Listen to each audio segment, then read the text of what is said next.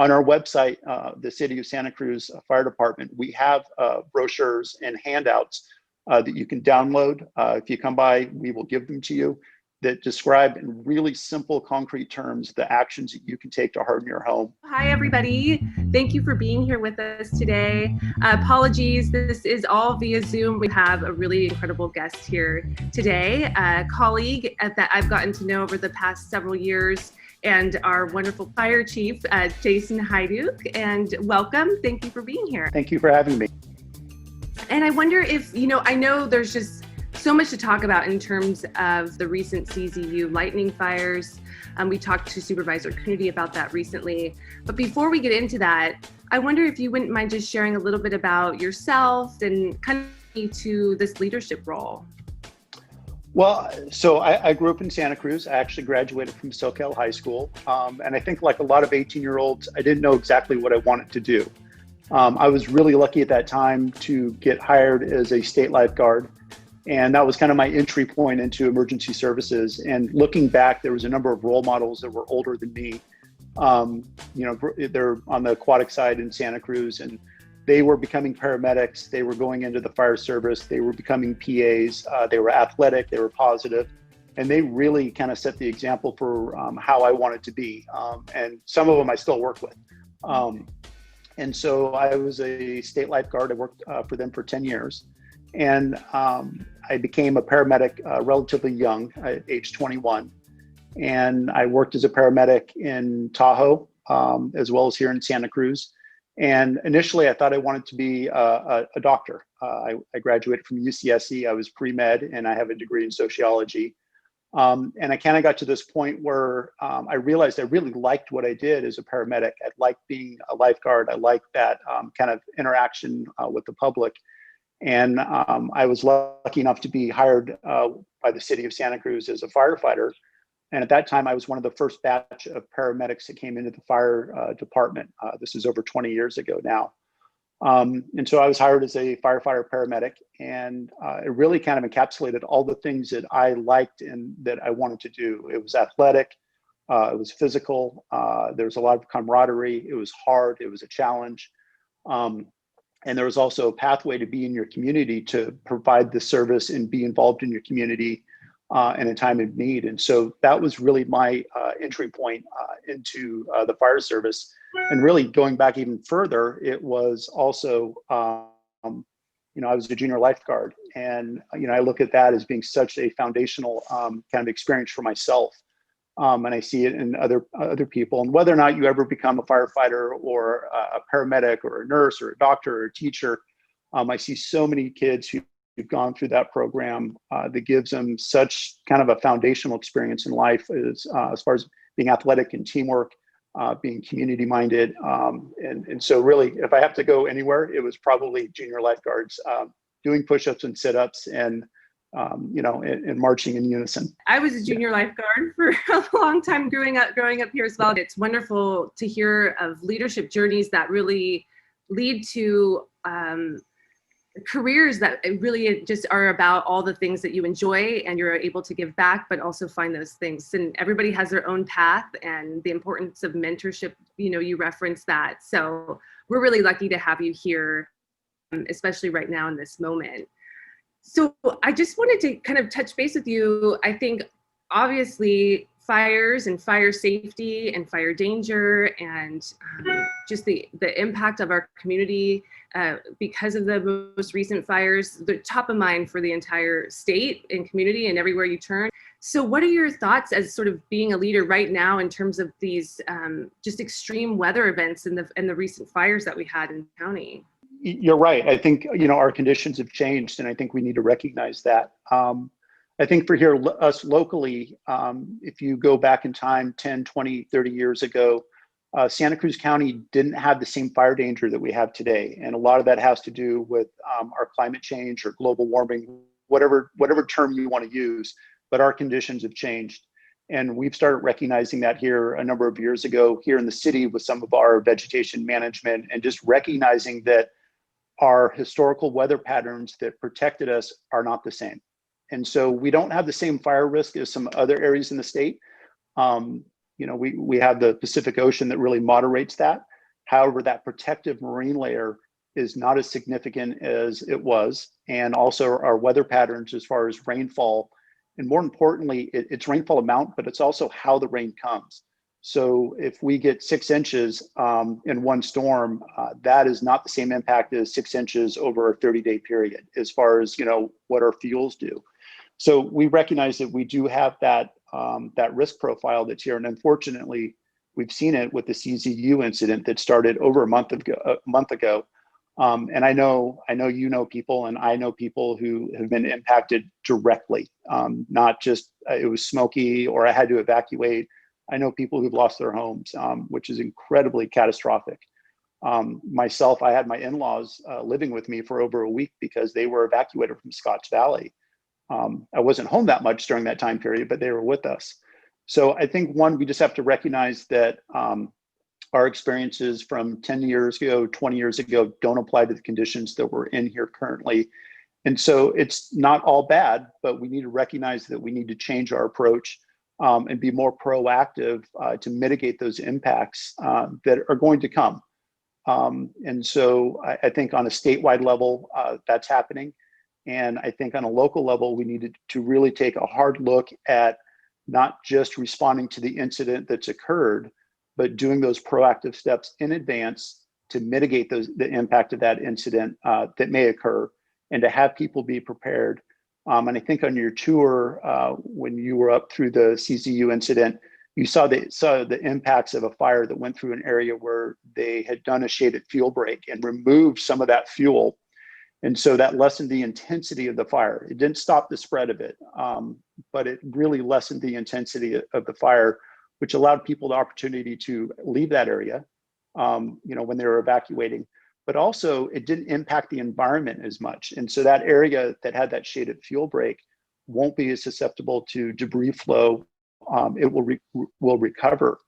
And so I think those are really that holistic approach. We absolutely need to maintain our ability to respond to that incident, but we also need to really minimize those impacts. And so that's, adopting code like we have for the wildland urban interface. And then really, what do we do within the environment that we have as far as vegetation management, proactive prescribed burns, and then really getting people to be prepared to evacuate if needed, and also do that work up in advance so that it's not a last minute response on their end. And so that education and outreach component, I think, from leadership within the county, within the city, is critically important, and it's something that we need to do more of. Yeah, you're right. Touring up there, it's just heartbreaking to see the devastation. And I can't imagine you've seen anything like this in your career in Santa Cruz. Not in Santa Cruz. However, okay. I have seen it in California. It just hasn't been in our backyard. Okay. And, here locally, I think, within the fire service, we've all been kind of looking at what the potentials are and knowing that something like this, there was a potential. The scope of this is a little bit larger than what a lot of us would have expected. And also, you have to look at what was burning. I mean, it was heavy timber, 200-foot redwoods, northern exposure. This is not, what typically people would consider to be at risk. It would be eucalyptus trees or rolling grassland. This was a deep-seated heavy timber fire in an area that hadn't burned in our history. It's burned, it just hasn't burned in our history in the last 100 years or so. And so, that risk is there, and it will continue to be there. And so it's incumbent on us to make those changes to our community so that we minimize those impacts and really don't have the catastrophic consequence. But that's going to take continual effort on our part. I guess there's a couple of questions I have in terms of the water basin and some of the various holding tanks and the associated with that. So how can we work with the county to ensure mitigations that can happen? So I know we're all interconnected as a community. And then the next is I want to hear for the listeners what you think that we're doing as city residents to prepare moving forward. For the water department, that was one of our primary concerns. Our city water department, they do a great job with pre-planning for a lot of different things, but they provide water not just for the city, but also to over 100,000 people in the county. And so that interconnectedness that you talked about is absolutely on point. The primary water source for us is Loch Lomond, and we were making plans for if it crossed Highway 9 and got into that eastern drainage into Loch Lomond, what would that look like? We were also very cognizant that Lydell, Laguna, Majors, all those inlets on the north coast, they have been impacted. And so what does that look like for water quality, water quantity going forward? And they're assessing that right now. So, you know, that interconnectedness, it's outside our city limits, but it's an asset at risk for the city. And it has an impact not just for the city, but also for county residents. And so we have to work with our county partners. And I think that that is recognizing that fire is, wildland fire is a natural part of our, you know, it's a natural occurrence. This one, unlike most of our fires in California that are human caused, this one was just an unprecedented lightning strike event that came through. And so you can't prevent lightning. You're not going to prevent that. So the next one would be that, do you have fuel breaks in place to segment or, you know, keep that fire from spreading across 85,000 acres like it did? Or do you really concentrated vegetation management around those pump stations, around that infrastructure? So just like what you saw on your tour, the fire occurs there, but it's a lower intensity fire that is a good burn. It doesn't have that catastrophic consequence. And I think that really what that takes is coordinated policy decisions along with the technical subject matter experts. And it's a continual effort. And that's the one thing that I think is a little bit challenging, that we're talking about a timeline that's over 100 years, 200 years. And here we are in this moment having this conversation, and we have to have that dedicated funding, that dedicated approach to having that, you know, minimizing those impacts, not just for us, but for our children and for the next generation and for the environment as a whole. So I think that's really, it comes down to having that vision and then that political will and that buy-in that, you know, what impacts me impacts you, what impacts the county impacts the city, that watershed is connected not just to the city, but to that entire, you know, the entire community as a whole. The pandemic also, I feel like, has shown us our interconnectivity, right? We're so interdependent with our infrastructure, our economy, our farm workers, our education, right? I think we forgot how interdependent we really are. And I appreciate your comments around remembering planning for that for the next generation. Yeah. You mentioned climate change, and I'm sure your field has changed so much because of climate change. Should anticipate more extreme weather events moving forward. Yes, you're right. Lightning storm. I had never in my entire life, having grown up here, seen anything like that ever. It was pretty impressive. It was miraculous and beautiful and scary and damaging all together. And in terms of what we've tried to plan for, and your work, I know around you know, human caused fire, that was definitely out. But knowing that climate change is upon us, is here, and we will likely, as a globe, experience extreme weather events. What can we as policymakers do to work with you and to work with our community to be more resilient to these types of threats? The first step is just what you said, recognize it. It's happening. We're seeing the impacts, but it's an incremental change. And so I think all the changes that we have, all the policy decisions that we make going forward, we have to recognize that we may not be able to solve the entire problem with this one policy decision or this one implementation of this program, but we need to incrementally make those changes going forward. And also recognizing we may not have the capacity to make all the changes that we want. You know, for us as a fire department, internal combustion engines, those are a big part of our tool cache. I mean, our fire trucks are big, and that's what the technology is just not there yet. But incrementally, we have made some changes. Our jaws of life that we use for doing vehicle extrication, when I started, they were 2-stroke motors that were attached to hydraulic hoses that were attached to the jaws of life. About 10 years ago, we started using battery operated hydraulic tools. and the technology just wasn't there for our needs. They were sufficient for, homeowners or for someone who's, has a little bit more time. And last year, the technology actually caught up, and we replaced all of our hydraulic tools with battery operated jaws of life.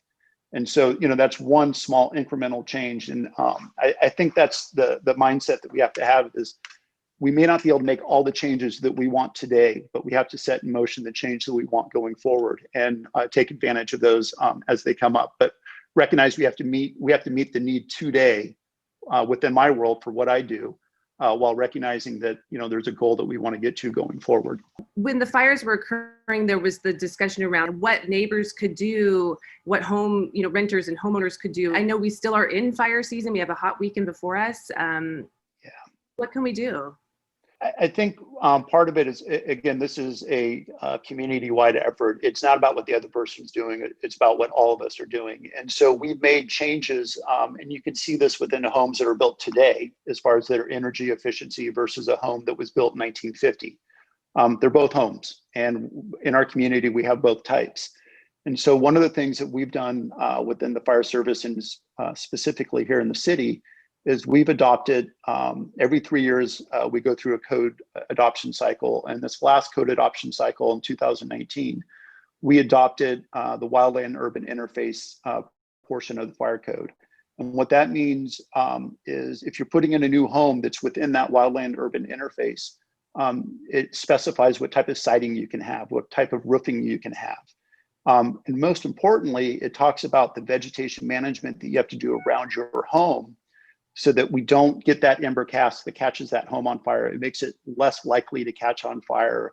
And then you get a house-to-house transmission within a neighborhood, and you see that devastating consequence of that. And we've seen that in the North Bay fires in by Santa Rosa. We saw that in Paradise. But I will say that even within those two communities that lost thousands and thousands of homes, there were homes that survived. And they survived because of the way they were constructed. They survived because of the maintenance that people did when we talk about hardening homes. And some people have heard me talk about this. If you think about building a fire when you go camping, you don't take the biggest log you can find and put it in there and try and light that log on fire. You take smaller pieces of wood, of kindling, of pine cones, and you light those on fire, and then you put your big log on it, and then you have your campfire that you sit around. Think of your home as the log. And really what your goal by hardening it is to remove all the kindling. And the kindling is the dried pine needles that are in the gutters. It's the brush, the dead bush that's right up against the wood siding. It's the plastic furniture on your wooden deck. It's the wood pile underneath your wooden deck. It's the soffit eaves and the attic vents that are large screens that allow embers to get into your attic. And so by hardening your home, what you're really doing is removing that really easily ignitable material that's right up against your home that's not really easy to ignite. It's also not easy to extinguish. And so that's a constant effort. It's not, you don't just do it once. You do it monthly, you do it weekly, you do it a lot during this time of year, which is our most critical fire danger because we haven't had rain in a long time. We've got hot weather. We've got wind, which is the primary driver behind most of our wildland incidents. And so on our website, the City of Santa Cruz Fire Department, we have brochures and handouts that you can download. If you come by, we will give them to you that describe in really simple, concrete terms the actions that you can take to harden your home. And we really want people to do that. We want people to take it seriously. We'd much rather have people have the inconvenience of doing those actions than having the consequence of losing their home, the neighborhoods being impacted. And but it's a community effort that we need everyone to adopt.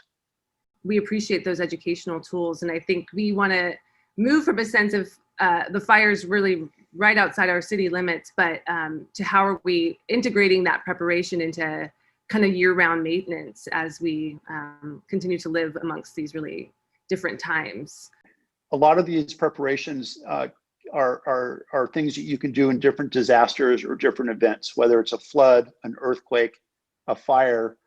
These are simple things that you can do that have that communication plan, that you can have that that plan that you can use if needed. because there's nothing worse than being in a event that you don't have a plan for. And so we want to give you the tools to do that. In terms of like moving forward as a profession, what do you anticipate the profession of being a firefighter being in the next 5 or so years? I was thinking about, is it workforce recruitment? Is it like, how can we anticipate these changes in your profession and plan for them? Recruitment is hard, to be honest. So really, I like to keep things simple. And so really at the end of the day, I think that the fire department is a all hazard, all risk response agency. And it's incumbent on us to provide for the community what they need, not just what we've always done. And you can see that just in the history since I've been in the fire department for over 20 years now. When I started, we didn't have paramedics or advanced life support that were on engines responding to the community. We do now.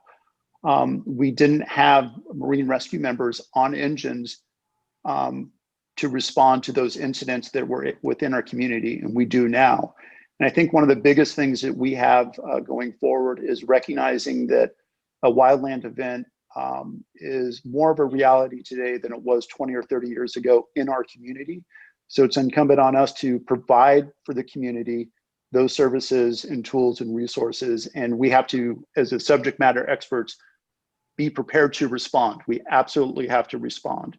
But then we also have to really look at what we can do for the community. And that's a combination of education, of outreach, of policy, of code adoption that benefit, the 65,000 people that are within the city, and also the impacts that are adjacent within the community as a whole. And I think the CZU incident really highlights that, that wasn't just CAL FIRE, it wasn't just the city of Santa Cruz, it was the fire service as a whole responding to that. And that's the same thing that we need to do in all different areas, whether it's CPR training, drowning prevention, through our junior lifeguards, really preparing people, and then home hardening and developing a plan for disaster response for your family. That's kind of the mission I see the fire service having to lean into, and we've started it. We just need to keep doing it.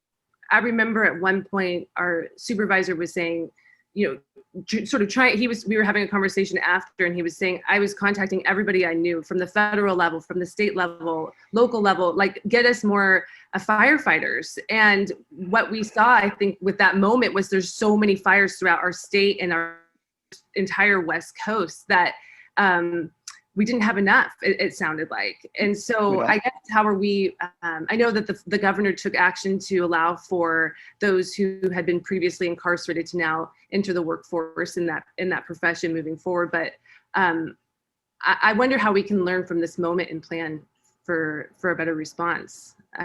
Thoughts on that? There's standards of cover, and there's best practices and staffing levels, and obviously funding and economics come into play. And those are conversations that have to be had, but ultimately we have to match the need with the right resource. And we were caught in a situation, we are still in that in California, just given the scope of these fires, which are really unprecedented, that I believe we have somewhere in the neighborhood of 18,000 firefighters right now deployed in the state of California. And as a city, my primary responsibility is to the city.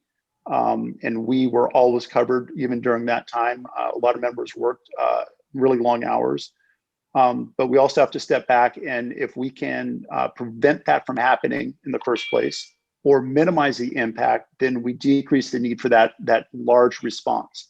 And so I think going forward, we just have to really look and have that conversation about what type of capacity do we want within our emergency response as a whole. And what is that going to cost? And then how do we support that going forward? Well, I think I speak on behalf of the entire city by saying just thank you for all that you do to ensure the safety and protection and service of our residents.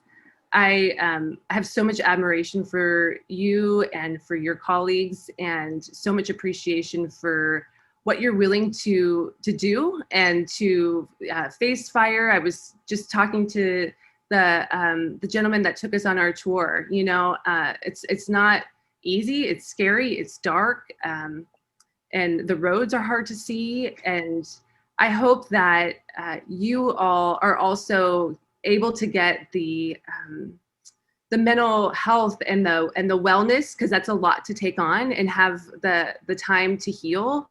I think that must be a really challenging balance. And I just on behalf of our entire city, I think I can just say thank you to, as the Santa Cruz Fire Department, to you and to all.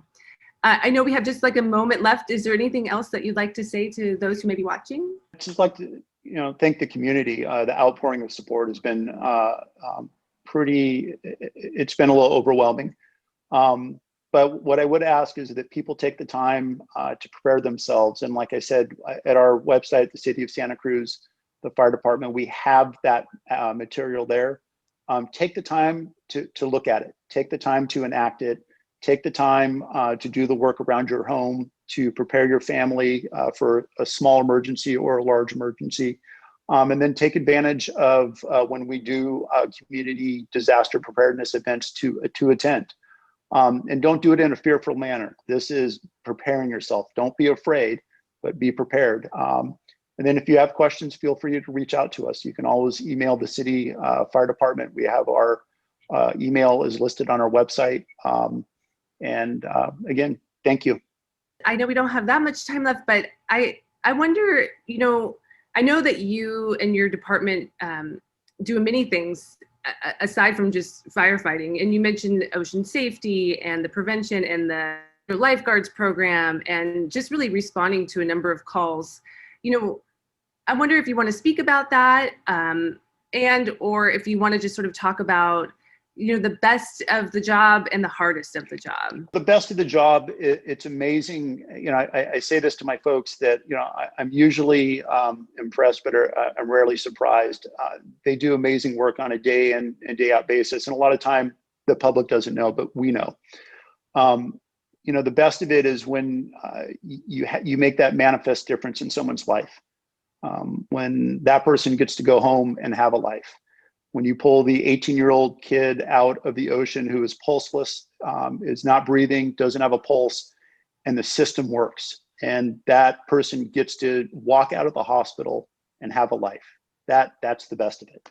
The hardest part is when it doesn't work, and it's really the human story behind why someone is there or why they're in that situation.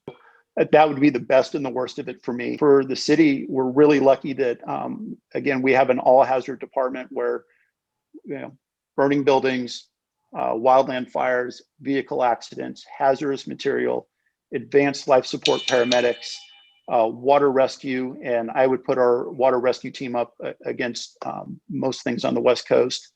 And then our fire prevention folks, who not only are inspecting new buildings, but ensuring that existing buildings are safe, and then helping prosecute and arrest people who are intentionally lighting fires to keep the community safe as a whole, and then doing the vegetation management. Those are all part of the fire department, but it is part of that safety net that we have here within the city, and we're proud of it. We've been here for over 125 years. I want to thank Jason Hajduk, our Santa Cruz Fire Chief, for a really rich and wonderful conversation about fire prevention and efforts and how to move forward. Next time, we'll be talking with Joy Flynn, who is an activist, a friend who I grew up with, and who really has led a lot of social justice movement in our city of Santa Cruz and beyond, leading the Black Lives Matter actions. And then following Joy, we'll be hearing from Congressman Jimmy Panetta. So we look forward to those rich conversations. We welcome any questions you may have. And if you'd like to stay connected, please visit the website at martinewatkins.com. Until then, we'll see you next time.